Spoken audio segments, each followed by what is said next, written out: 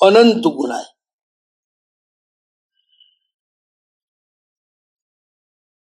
જેનો ક્યારે પણ અંત ના આવે એવા બધાના ભગવાનના ગુણ છે. આપણે અનંત સંખ્યામાં નથી લેવો અત્યારે. અનંત ગુણ છે એવું નહીં. ન વિદ્યતે અંતો યસ્ય સ અનંત. અનાદિ અને અનંત નો અર્થ એ જ છે. એની આદિ નથી, જેનો અંત નથી. ગણ્યા ગણાય નહીં, વિણ્યા વિણાય નહીં, એ અર્થમાં નહીં લેવાનો અનાદિ અનંત. એમ પણ અનંત ગુણો છે તો ખરા. અત્યારે આપણે આ લેવા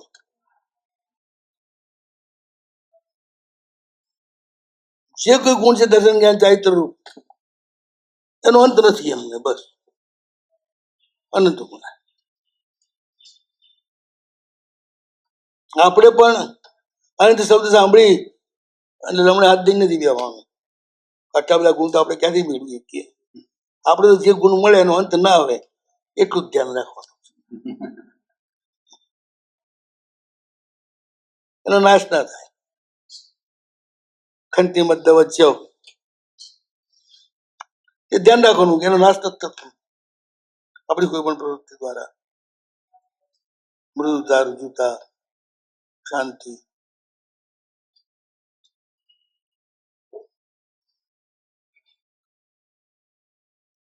બધા ગુણો એવા છે જેનો અંત ક્યારે પણ ના આવે, જેનો નાશ ક્યારે પણ ના. આપણે એ જ જોઈએ. પેલા અનંતા ગુણ એટલે આપણે પહેલું જ પાણી બેસી જઈએ. હવે આપણે અનંતા થઈ આપણે થાય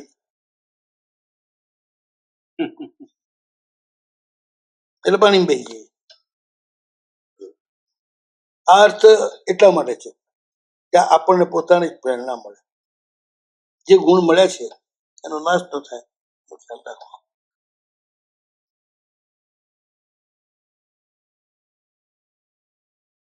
બધું કર્તૃત્વમાં જવાશે.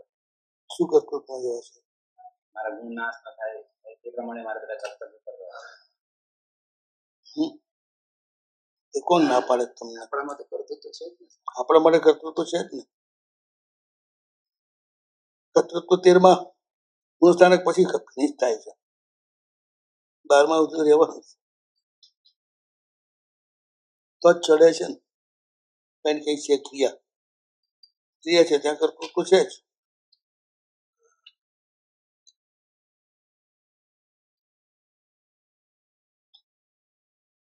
તો 17 રજસ ને તમસ હોય, 3માંથી 1 હોય એટલે કર્તૃત્વ રહેવાનું છે.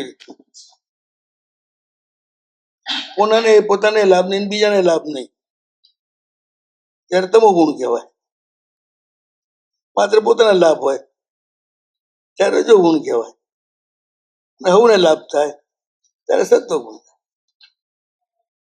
આમાં આના અનેક આયામો છે. એ રીતે આમાં એ રીતે અનંત ગણાય.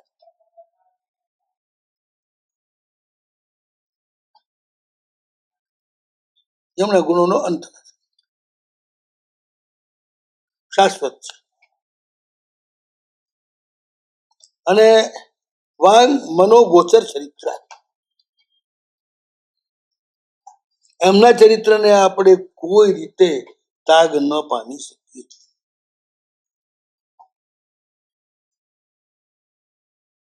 અગોચર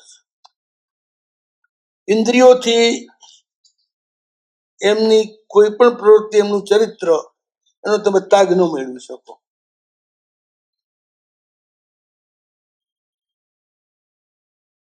એમનું એમને જ ખબર.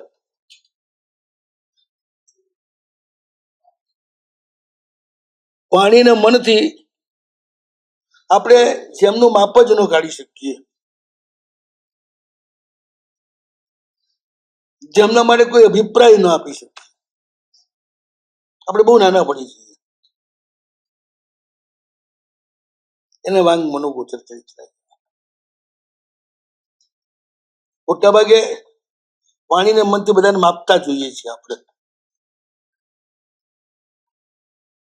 બોલીએ ત્યારે અમારે માપવા પ્રયાસ કરતા હોય છે. મનમાં પણ એક પ્રકારની ચાલતી હોય છે. ગડમથલ ના પ્રભુ બંનેથી અગોચર છે.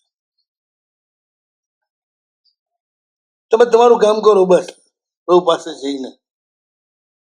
પ્રભુની પરીક્ષા કરવાનું કામ તમારું નથી. એ ભગવાન છે કે નહીં પરીક્ષા કરવાની તમારે જરૂર નથી. કારણ કે તમે કરી શકો એમ જ નથી, તમારી એ પહોંચ જ નથી.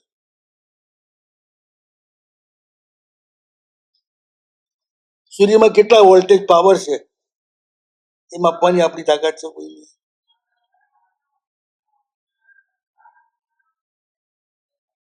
રોજ જેટલો પ્રકાશ કરે છે તો કેટલો એનું ઈંધણું વપરાય છે. કશી આપણે પ્રકાશથી કામ છે, આ કશી આપણે પંચાયત કરવાની. કારણ કે આપણી પહોંચની બહારની આ બધી વાતો છે. એમ પ્રભુ પણ પાણી મન એનાથી અગોચર ચરિત્ર છે. દેવની પણ પરીક્ષા કરીને સ્વીકારવા જોઈએ. સાચા દેવ છે. પરીક્ષા કરવી જુદી ચીજ છે. એમનું જે ચરિત્ર છે ને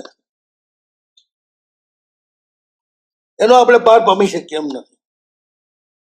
ગમે તે એમની માટે વાત કરીએ, ગમે એટલા ગુનાનું વાત કરીએ, બધું અધૂરું જ રહેવાનું છે, પૂરું નથી થવાનું. મન દ્વારા પણ એમને આપણે પકડી ન શકીએ. પ્રભુ ખરેખર તો આપણા મન અને વાણી બેની પકડથી બહાર.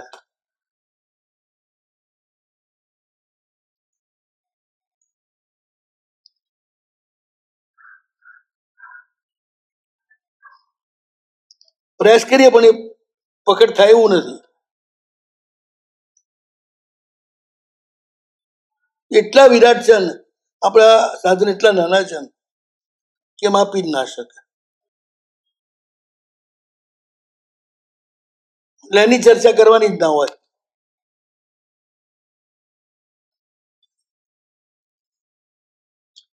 કોઈ વ્યક્તિ કહી દે તમને કે આ રસ્તો અહીં જાય છે, બીજાને પૂછ્યું એને કીધું અહીં જાય છે, પછી એ તમે રસ્તાની પરીક્ષા કરવા બેસશો કે તમે જશો? શું કરશો? એને સાક્ષાત જોયા એને પરીક્ષા તો કરી. કોણે કોણે પરીક્ષા કરી? મને એક તો નામ આપ કે ભગવાનની પરીક્ષા ફલાણા એ કરી. હાલો પણ કોઈ એક હોય તો ક્યાં ના પાડું. અત્યારે ચરિત્ર સાંભળીને બધું સાંભળ્યું છે, ભણ્યા છો. એમાં આ ભગવાન મહાવીર ભગવાન છે કે નહીં એવી પરીક્ષા કોણે કોણે કરી? કોણે કોણે બોલો? ગૌતમ સ્વામી કરવા નમી ગયા. ગૌતમ સ્વામી પરીક્ષા કરવા નતા આયા, એ તો જીતવા આયા હતા. પરીક્ષા કરવા થોડા આયા હતા. એમને કેમ ના શિષ્ય થવું તું તો પરીક્ષા કરે? એમના ઉપર વિશ્વાસ ના થવો એ, એમની વાણી ઉપર ને એમના ઉપર વિશ્વાસ ના થવો એ ના, એ પરીક્ષા ના કહેવાય, એ મૂર્ખતા કહેવાય. એ સાચું છે કે નહીં એ પરીક્ષા તમે કરો. પણ તમે ત્યાં જઈ જુઓ, આટલા બધા અસંખ્ય દેવી દેવતાઓ ચરણોમાં ઝૂકે છે, તો ઇન્દ્ર જાલિક હોય તો એ ના બની શકે. એટલે પરીક્ષા દેવાનું ભૂલી જ જઈએ આપણે. અને ખરેખર વાણીને મનથી અગોચર છે ને ભગવાનની, શું આપણે પરીક્ષા કરીએ? હવે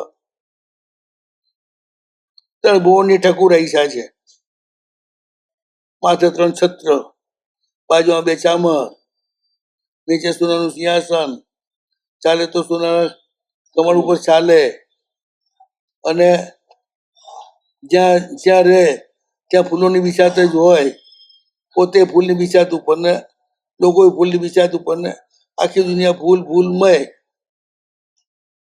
આમાં એમનું બાબા પણ ક્યાં જોવું?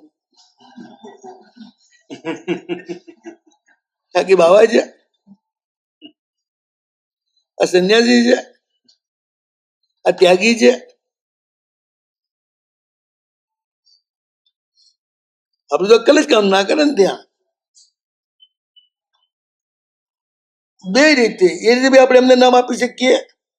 મારું મન પણ નાનું પડી જાય ને, વાણી પણ નાની પડી જાય, અને આપણી એમની યથાર્થ સ્તુતિ પણ ન કરી શકીએ.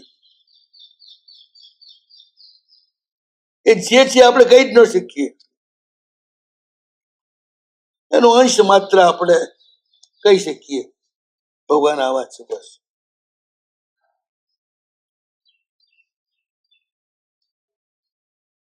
વાણીને મનથી પાર છે એમનું ચરિત્ર.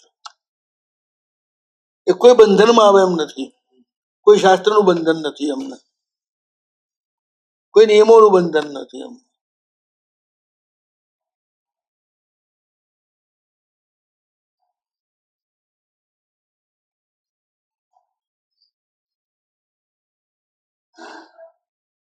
આ ચરિત્ર એ શબ્દ લખ્યું છું હું. હમણાં લખી નાખ્યું ચારિત્ર. વાણી અને મનથી અગમ્ય એવા વિશિષ્ટ કોટીના ચારિત્રના ધારક. ચરિત્ર અને ચારિત્રનો બહુ મોટો ફરક છે. ચારિત્ર પછી મહાવ્રત રૂપ છે, પણ ચરિત્ર એમના સમગ્ર આચરણ રૂપ છે, જીવન સ્વરૂપ છે. સાહેબ બંધન દેશકાળનું બંધન કોને? ભગવાનને શું બંધન દેશકાળનું એવું બતાવો મને. 72 વર્ષ પછી આગળ પણ મારે જીવવું છે, તો આ કાળનું બંધન આવ્યું. મારે જીવવું જેવું ક્યાં છે? 72 વર્ષ જીવવું જેવું કશું નથી. એમને એની સાથે કઈ લેવા દેવા નથી. લોકોપકાર વધારે એ તો કર્મ રાજાએ નક્કી કર્યું છે કે 72 વર્ષમાં એમનું કામ પૂરું કરવું. કાળનું લોક બંધન વ્યવસ્થાએ નક્કી કર્યું છે. અનંત અનાદિકાળની આ વ્યવસ્થા જ છે. 24 તીર્થંકરનો કાળ ફિક્સ છે. ભગવાને કશું કરવાનું છે જ નહીં.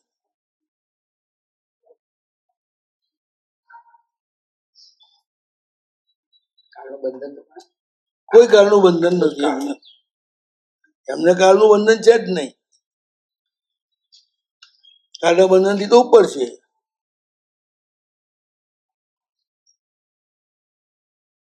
કાળની અસર બી એમના ઉપર નથી કોઈ. એટલે વૃદ્ધાવસ્થા આવતી નથી, રોગ થતા નથી, અંગોપાંગ જીર્ણ થતા નથી. કાળની અસરનો અર્થ આ છે, કાં બુદ્ધિ ભ્રષ્ટ થવી, કાં શક્તિ ભ્રષ્ટ થવી. એમાંથી એકે નથી ભગવાનને. એ ક્યાંથી કાળની અસર આવી?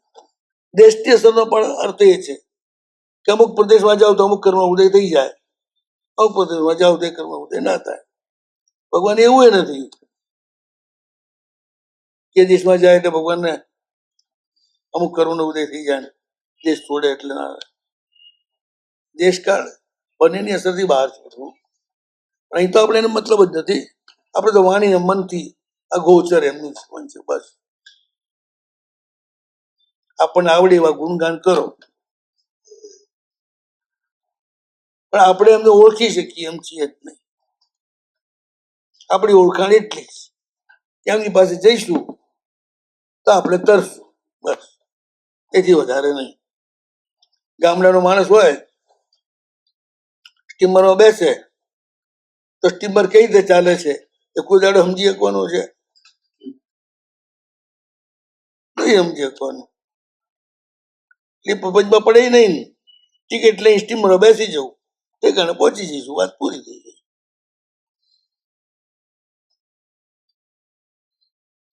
એટલે એમના ચરિત્રની ચર્ચા જ ના હોય, આપણે સૌ ના હોય.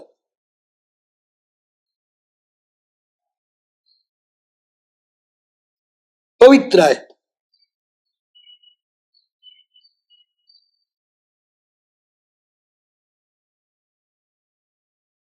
પ્રભુનું બધું જ પવિત્ર છે.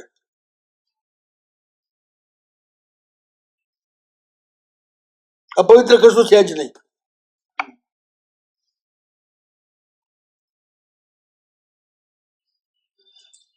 મળ મૂત્ર વગેરે બધા જ સર્વ રોગોનું શમન કરવા વાળા છે.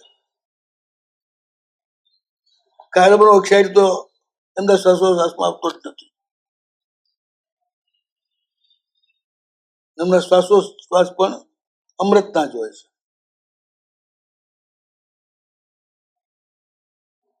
શરીરમાં ક્યાંય કે ક્યાંય રાગ દ્વેષનો અંશ નથી, એટલે કોઈ એમના શરીરનો એક પણ પરમાણુ અશુભ નથી. માત્ર પવિત્રતા જ છે એમનામાં, બીજું કઈ છે નહીં. એમને જોઈએ એટલે બસ આપણને એમ જ લાગે પરમ પવિત્ર છે ને આપણને પાવન કરી નાખે એવા. બાહ્ય અને અભ્યંતર બે પવિત્ર. બે રીતે અભ્યંતર પવિત્ર હોય એટલે બાહ્ય પવિત્ર થઈ જ જાય. જેના અંદરના મળ ના હોય ને એ બહાર પણ ના આવે. કસાન મળ સોનું જેવું ચમકતો જ હું દેહ રહે,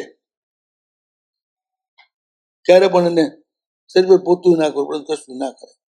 તો એ જેનું અંદર પવિત્ર છે, રાગ દ્વેષ ના ક્લેશ જેના શમી ગયા છે, એને આવી કશી અસર હોય.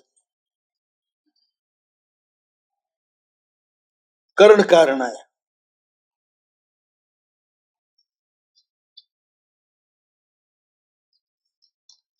એ કરણ પણ છે અને કારણ પણ છે. કર્મ પ્રતિ અસાધારણ કરણ,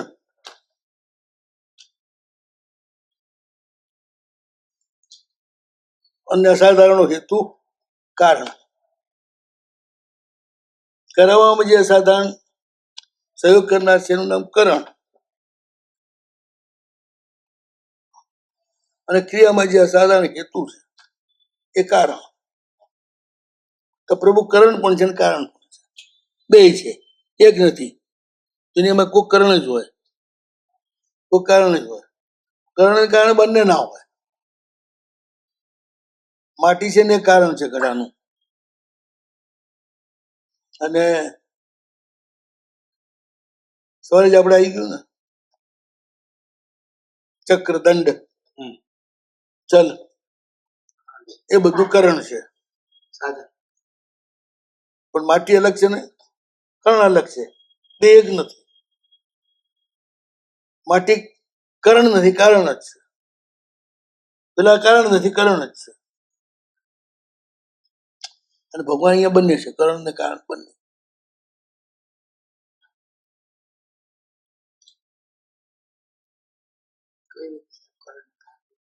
હું એ જ પૂછું છું કે પ્રભુ તમે કઈ રીતે કરણ ને કારણ છો?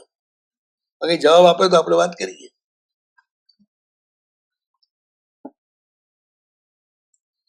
આગલી વાંચનામાં બધા બહુ મોટી ચર્ચા થઈ. આગળ પહેલા જે વાંચના હતું ને એમાં બધાને બહુ ચર્ચા થઈ ચૂકેલી છે, ખૂબ લાંબી લાંબી. એના વિશે શું કહો છો?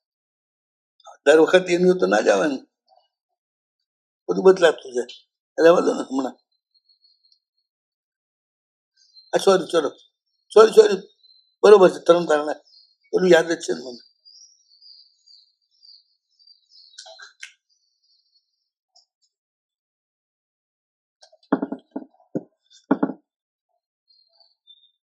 પ્રભુ મોક્ષના કારણ પણ છે અને કરણ પણ છે,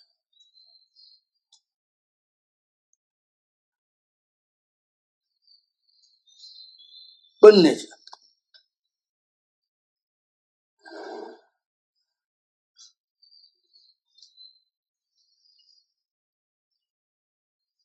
અસાધારણ હેતુ છે.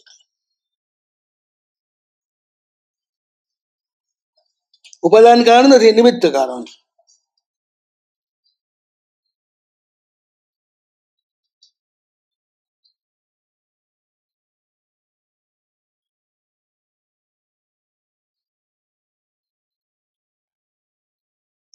કરણ એટલે એવું છે ને,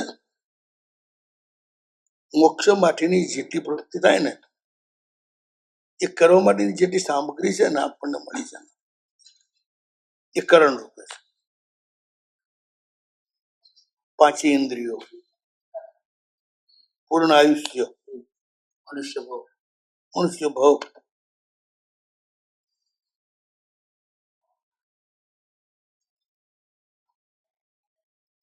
તો આ બધું જ જે છે ને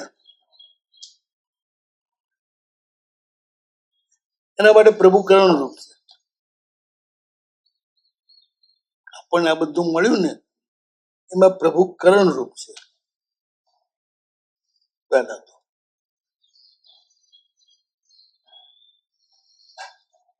એમની કૃપા વિના આ કશું આપણને મળે નહીં. મોક્ષ માટેના જેટલા સાધનો છે એમની કૃપાથી જ મળે. એ માટેના જેટલા અંગો છે ને એ તમને પુણ્યથી મળે છે. બરોબર, પુણ્યથી મળે છે, પણ એ પુણ્યનું કારણ પ્રભુ છે. પ્રભુની આજ્ઞા વચ્ચે ના આવે તો તમારી કોઈ પણ પ્રવૃત્તિ પુણ્યરૂપ બને કરી ના બને.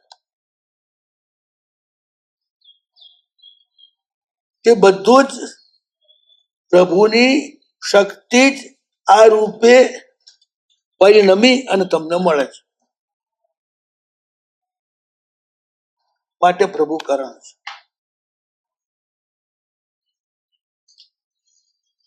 હવે કારણ કઈ રીતે?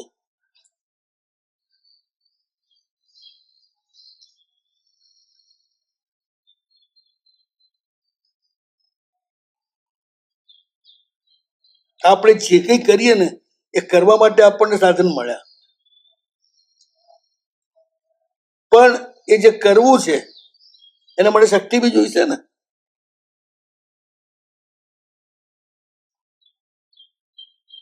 કર્ણ એ તો સાધન છે,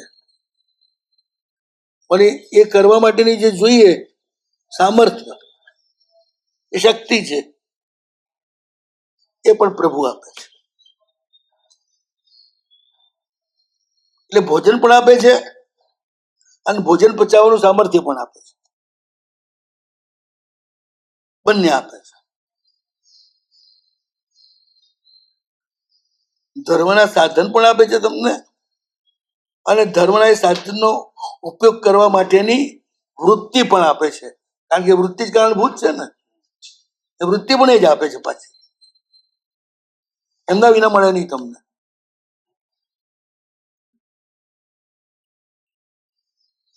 એટલે કર્ણ કારણ.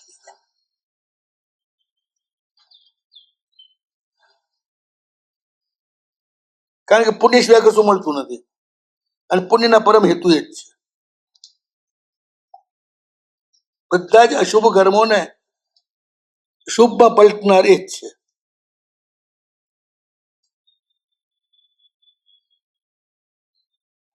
પ્રવૃત્તિ તો આપણે કરીએ છીએ, એનાથી કર્મ બંધાય જ છે, પણ એ શુભ હોય આપણે મુખ્ય હોઈએ તો, અને પ્રભુની આજ્ઞા મુખ્ય થઈ જાય એટલે એની એ શુભ થઈ જાય છે. અને એવા જે શુભ પુણ્ય છે એ તમને આ બધી સામગ્રી આપે. તો પ્રભુનું પુણ્ય જે છે તમને મળ્યું એ કરણ થઈ ગયું. પછી એનો ઉપયોગ કરવા માટેની વૃત્તિ મળી એ કારણ થઈ ગયું. ધન મળ્યું, આ બધું મળ્યું પ્રભુની કૃપાથી મળ્યું, પણ પછી શુભ આલંબનો ગુરુ વગેરે મળે છે એ પણ પ્રભુની કૃપાથી મળે છે. એ મળે તો પેલું મળેલા સાધન અને સદુપયોગ કરવાનું તમને મન થાય. એટલે એ લોકો નિમિત્ત કારણ. હા, ઉપાદાન કારણ તો આપણે પોતે જ છીએ, નિમિત્ત કારણ છે. નિમિત્ત કારણની આટલી બધી બળવત્તા. છે જ રે, પણ માટી ગમે તેટલી કૂદે પણ કુંભાર ન હોય તો ઘડો બને ખરી? કુંભાર તમે એટલો કૂદે તો માટી ન હોય તો થાય ઘડો? એ તમારી બધી વાત સાચી, તમે ક્યાં ના પડીએ છીએ, તમારો હિસ્સો છે જ ને. અમે તમને ગૌણ નથી કરતા, પણ તમે ગમે તેવા હો તૈયાર ઊંચામાં ઊંચી માટીઓ, પણ કાળો કુબડે કુંભાર મળે ને તો ઘડો બને, નહીં તો ના બને.